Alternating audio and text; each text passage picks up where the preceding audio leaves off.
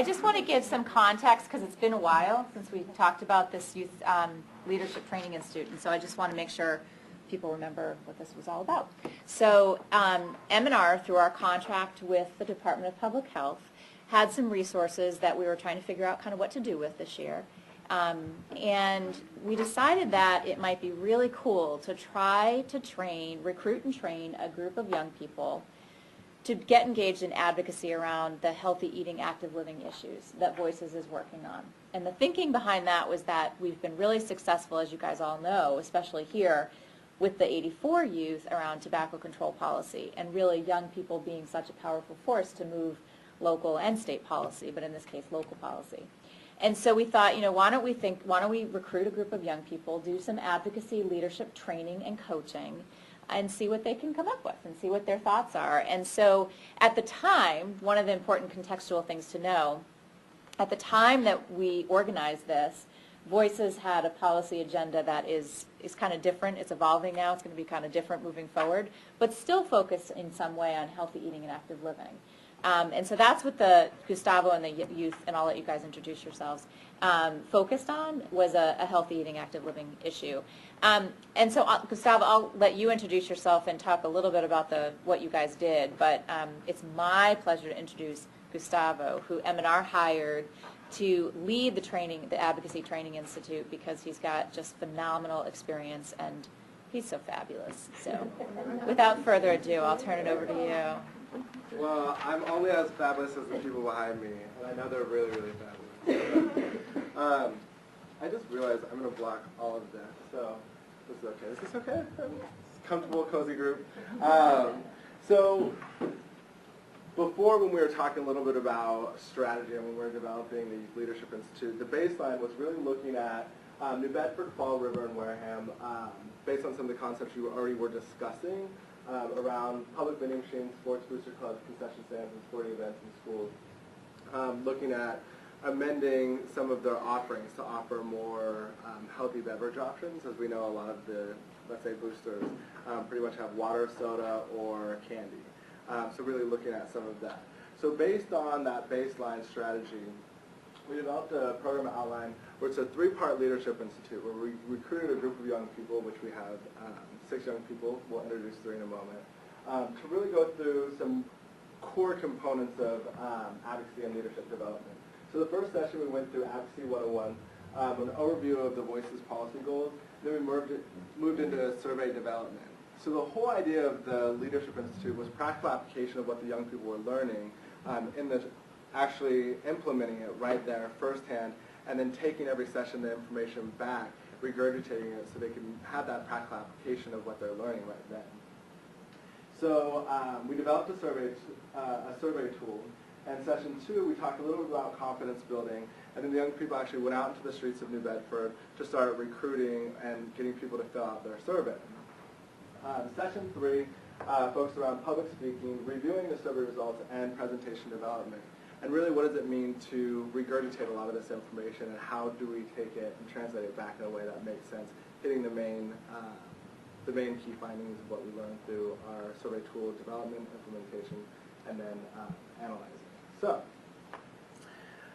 I'll go through and let each of the young people that are here introduce themselves. They're going to just say their name, what school they're from, and their grade. Hi, I'm Lauren. I'm a junior. I go to Westport High. Hi, I'm Kylie Azevedo. I'm a senior at Great New Bedford Voc Tech, and I'm also an intern at South Coast Rep. Hi, I'm Larry Rigo. I'm an intern at South Coast Rep. I'm a junior at New Bedford High School. We also had 3 other young people that participated in the program that were unable to be with us today. Bridget, Carol, Faith. Oh my gosh, by the way. I shouldn't have went with last names. We're going to skip that. But Bridget, Ashley, and Faith, which was another 3 amazing young people that participated in the Leadership Institute. So without further ado, I'm going to pass it over to Lauren. She's going to talk a little bit about the survey. Okay, so when we were thinking about getting people to take the survey, our slogan was what you can do in 3 minutes. So if you think about it, you can listen to a song, drink a glass of water, or you can take our 3-minute survey. And this was our little QR code that we printed out on half sheets of paper. So if someone said no to taking the survey on the street, we would hand someone and say, hey, you know, when you get home, you can scan the QR code and do it at home. So they couldn't kind of say no. So we had 198 respondees for this survey.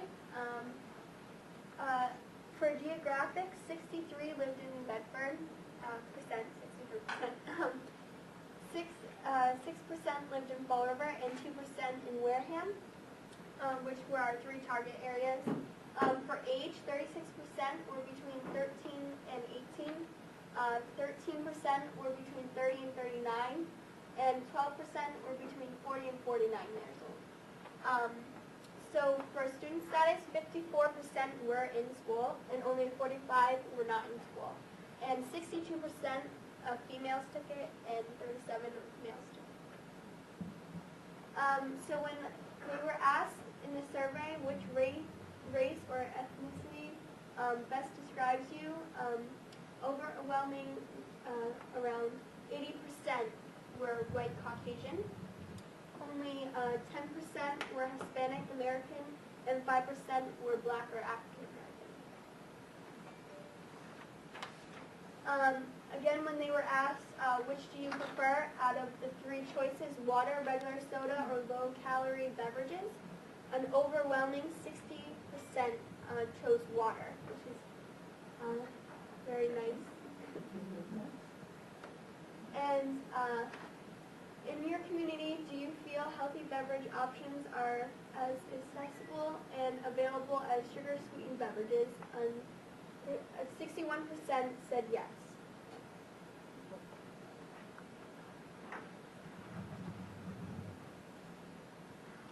So when asked the question if they would purchase a healthy low-calorie beverage, if it was cheaper than higher-calorie beverages, a huge, almost 90% of people said yes. And that's crazy because if it was just cheaper, people would be a lot healthier. When asked how often you check nutrition labels, the numbers are pretty much even. About 30% said often, and about 35% said never, and about 36% said sometimes.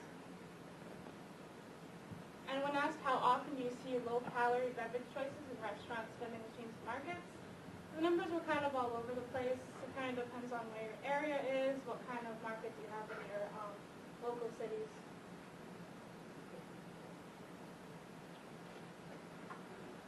When asked the question, are there enough healthy beverages options around your community inside of restaurants, markets, and vending machines? Around 58%, 59% said yes, and inside of restaurants. Vending machines, 50% of the people said yes, they are there. And 75% of people said yes inside of markets.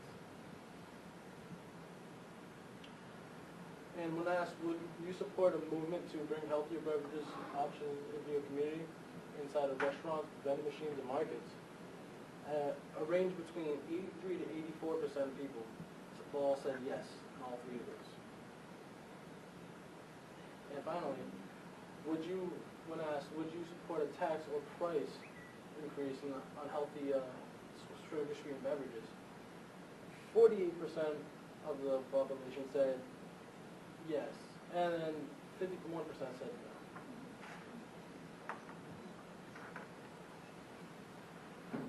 And